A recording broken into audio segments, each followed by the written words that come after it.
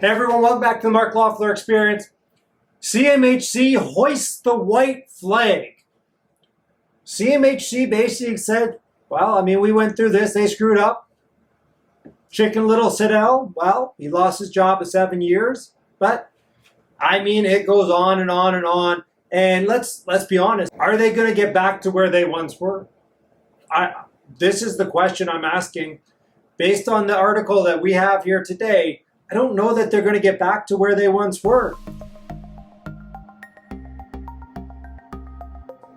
Basically, the article is Graham Roy of the Canadian Press. We'll show it to you here, talking about how Chicken Little Siddell spoke out against what he thought was irresponsible practices by real estate agents, lenders, policymakers who encouraged Canadians to take on more mortgage debt. I don't know if this was against advice of everybody that worked with him, or I don't know.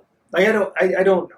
One thing I have trouble wrapping my head around the fact that he thought that their business was so powerful, they had dominant market share. They had 50%, over 50% market share in the insurance business in Canada.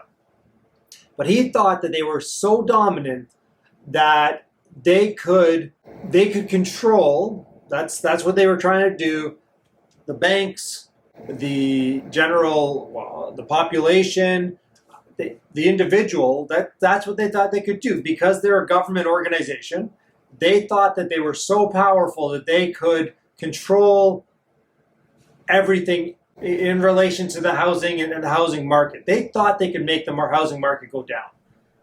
And he really did feel this way, by the way. Obviously, real estate agents are singled out in this article, but not mortgage agents. They don't, they're good people. They would never do anything dishonest. Anyways, real estate agents, lenders, and policymakers, they thought really we were the problem, and they're going to squash us. And obviously, the general public doesn't know what they're doing. They need to be protected. The nanny state, we're going to protect you from yourself. Yes. So again, he felt compelled to speak out about the irresponsible practices, again, of realtors, lenders, and policymakers who encourage Canadians to take on increasing mortgage debt. So I don't know how myself as a realtor, I encourage people to take on more mortgage debt, other than I tell you should take advantage of historical low interest rates and buy investment properties that cash flow. And yeah, but that's good debt, not bad debt.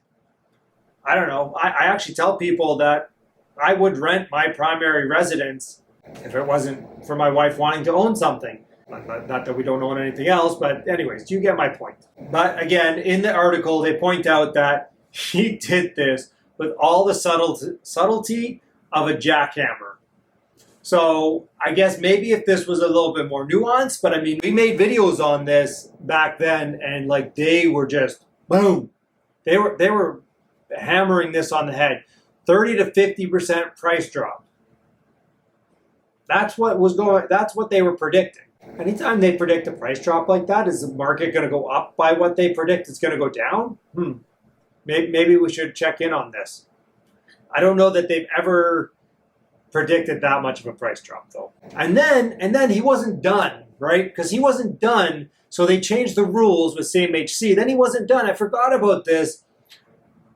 He sent a letter to the Canadian banks. So, private corporations, government agency, he sent a letter that basically said, hey, you banks, you're awful. You're encouraging people by low interest rates to take on debt. Well, let me just put this out there.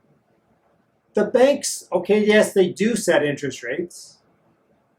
Yet, really, interest rates, so prime rate is set by the Bank of Canada, right? And I take variable rate mortgages, so the bank prime is set against the prime rate that the Bank of Canada sets, and I get prime minus, I'm getting prime minus 0.9, prime minus 0.10 right now on my mortgages, oh, 0.10, 0.1. Mark, what are you thinking? Yeah, I get 1% off. And then like the long-term rates are a factor of the bond market. So he went after the banks and said, it's your problem because you're giving low interest rates. Not to Bank of Canada. Actually, it was pretty much the Bank of Canada because they were buying bonds to keep long-term interest rates low, to keep credit low so people could borrow during that time so that, they could live, they could go buy stuff, they could keep the economy going. So low interest rates would encourage buyers to take on more debt. Of course it's going to. If you're going to tell me you're going to lend me you're going to lend me $1 million at 1.4%. And I'm a pretty astute investor, so I can go ahead and make, I don't know, I could lend that money out at first mortgages at say 6%. So you're going to give me money at 1.4, I can lend it at 6%. I can make 4 times on my money, 4 times the interest. Who's the fool? I'd be the fool not to do it. So anyways, that letter passed like a lead balloon. Basically, he said in there also, if you want us in wartime, please support us in peacetime. And I mean, no offense, but like last summer, we didn't know what was going on with COVID. I mean, sometimes I think we still don't know. I just got back from Alberta, though. They know what's going on. There's no COVID out in Alberta right now. Although we'll see after Calgary Stampede if numbers spike and all that fun stuff. But, I mean, anyways, we won't go into that. I don't want to get demonetized on everything. Maybe I do. Who knows? So, so basically the point of the letter was, hey, you're irresponsible. You need to go ahead and lend or use CMHC because their market share went down from over 50% to like 23%. And in 1 year. In 1 year. That's massive, right? They were basically saying, I mean, the banks basically gave them the finger. Said, you know what? Screw you. We don't need CMHC. We liked CMHC because they were probably the easiest to work with, had some of the more lenient rules, but once they changed and they weren't lenient, well, what happened? Well, there are other mortgage insurers in there. There's mortgages, Sagan MI Canada, that's what they're talking about, and Canada Guarantee Mortgage Insurance, right? So they just went over and they maintained the same criteria. Right? Well, these guys will do the same deals as before. 27%, over 27% market share went over just like that. That's huge. CMHC used to put $1 billion in the coffers of the government every year. You lose half your business, more than half your business. That lost more than half the business. I don't know how he stayed in office until April. I mean, the article says Mr. Siddell clearly miscalculated that CMHC's moral cessation would be enough to persuade real estate players to dampen their enthusiasm as the federal government and Bank of Canada continue to pump record amounts of liquidity into the market. How does somebody who's seemingly so smart, I don't think you're hiring a dumb person to be head of $1 billion in profit company. I don't know, but if some stupid YouTuber like myself understands that that's what was driving this, I don't understand how the head of a huge government, let's call it company, because it's run like a company, and they do make a gain. I mean, they do other things as well, like some of their reports and stuff like that. Like they hire a lot of economists, and if they were a private company, they'd probably make a heck of a lot more money.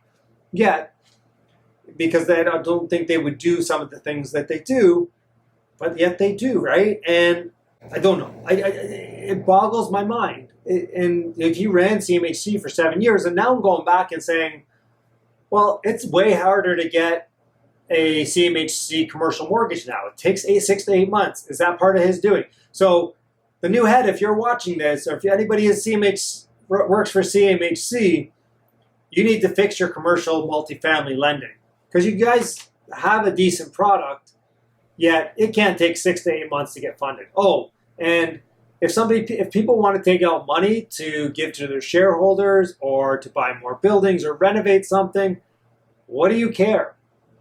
Like, now you won't lend more than what the existing mortgage is now. Like, that's just ridiculous. Like, you're going to lose more market share on that too. It's one of the reasons I won't work with CMHC at this time. The length of time and their outdated rules. Yeah, he called for 30 to 50% drop. It was up 38% year over year in May. June was 26%, and that's a little bit of that. Prices went up between May and June, obviously, and it's kind of flattened off. The market has changed since that time. So the other thing is, I like from this article is that the report notes that while average mortgage loan amount for first-time buyers increased 19%.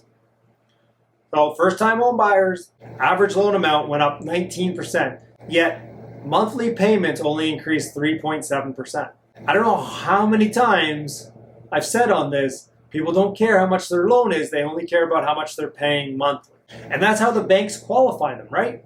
The banks will qualify you on your TDS, GDS, which is total debt service monthly. That's how they qualify it. So that's how people are going to look at it. And now they're obviously over the long term, however, there are concerns that rising mortgage values in low income areas will be challenged as interest rates rise. And you know what? I do share some of those concerns is that like some of these places that went up 40% that maybe don't have the economic base for growth and employment, they're not going to see real wage growth. And so when interest rates double, which, I mean, it wouldn't be that hard. I mean, I just got 1.4%. For them to go to 2.8%, it's not much of a jump. These areas that don't have the economics with wage growth and employment growth, they're going to be affected.